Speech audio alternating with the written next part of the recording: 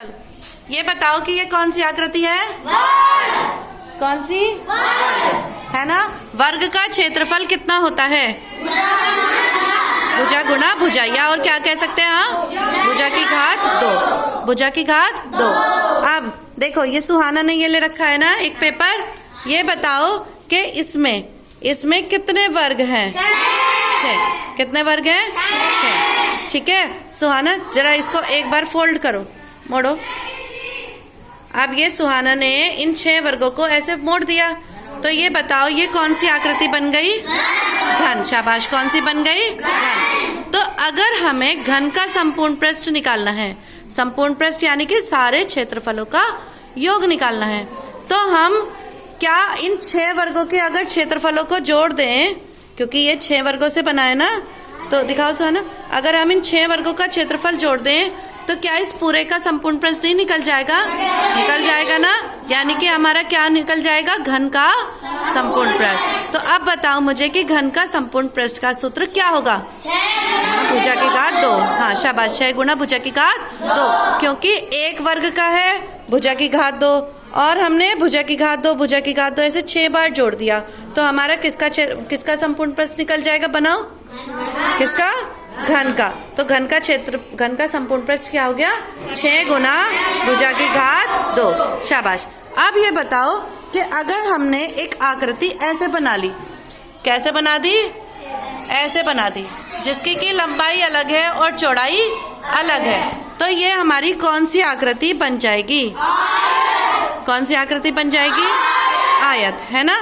जैसे कि मेरे पास ये डिब्बी है, इसमें बताओ कि इसमें कितने आयत है?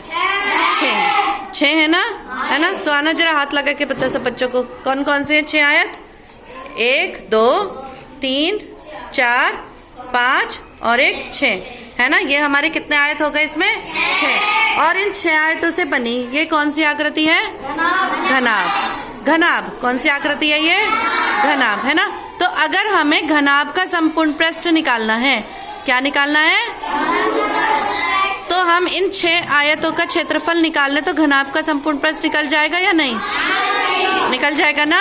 तो अब बताओ कि जो है सुहाना दिखाओ, ये जो है सबसे ऊपर वाला हिस्सा है ना, इसमें कौन कौन सी 2 भुजाएं आ रही है? बैठ जाओ। ये जो है ये ऊपर वाला हिस्सा, ये हाँ, इसमें लंबाई आ रही है और चौड़ाई, लंबाई और चौड़ाई। तो इसका क्षेत्रफल क्या होगा? लंबाई गुणा चौड़ाई। क्या होगा? लंबाई गुणा चौड़ाई। अब ऐसा हिस्सा एक नीचे भी तो है, ये वाला नीचे की तरफ, तो जब इसका लंबाई गुणा चौड़ाई है तो इसका भी कितना होगा? लंबाई गुणा चौड़ाई। तो यानी कि इन दोनों को हम लिख सकते हैं 2 बार, तो हमारी हो गई लंबाई गुणा चौड़ाई। ठीक है। अब ये जो 2 हमारे साइड वाले हिस्से हैं, ये वाला हिस्सा और ये वाला हिस्सा, इसमें बताओ इस वाले हिस्से में इधर कौन कौन सी भुजाएं आ रही हैं? हाँ शाबाश, चौड़ाई और ऊंचाई। तो इसका क्षेत्रफल कैसे निकलेगा? चौड़ाई गुणा ऊंचाई, चौड़ाई गुणा ऊंचाई। हाँ, अब क्योंकि एक इधर है और एक दूसरी तरफ है, तो दोनों का मिला के कुल कितना हो जाएगा? 2 बार क्या? चौड़ाई गुणा ऊंचाई, 2 बार चौड़ाई गुणा ऊंचाई। अब कौन सा आयत बचा हमारा? ये जिधर मेरा अंगूठा है, ये वाला नहीं, हाँ ये वाला। इसमें कौन कौन सी भुजाएं पहले ये बताओ? लंबाई है और ऊंचाई है, तो इसका आयत का क्षेत्रफल कितना होगा? लंबाई गुणा ऊंचाई। ये भी 2 बार है, इधर भी और इधर भी, तो इसका कुल मिला के कितना हो गया? 2 बार लंबाई गुणा ऊंचाई। नहीं, चौड़ाई नहीं, लंबाई और ऊंचाई, कोई बात नहीं। ठीक है। तो अगर हम इन 6 के 6 आयत को क्षेत्रफल जोड़ देंगे तो क्या निकल जाएगा हमारा? घनाभ का संपूर्ण पृष्ठ। क्या निकल जाएगा? घनाभ का।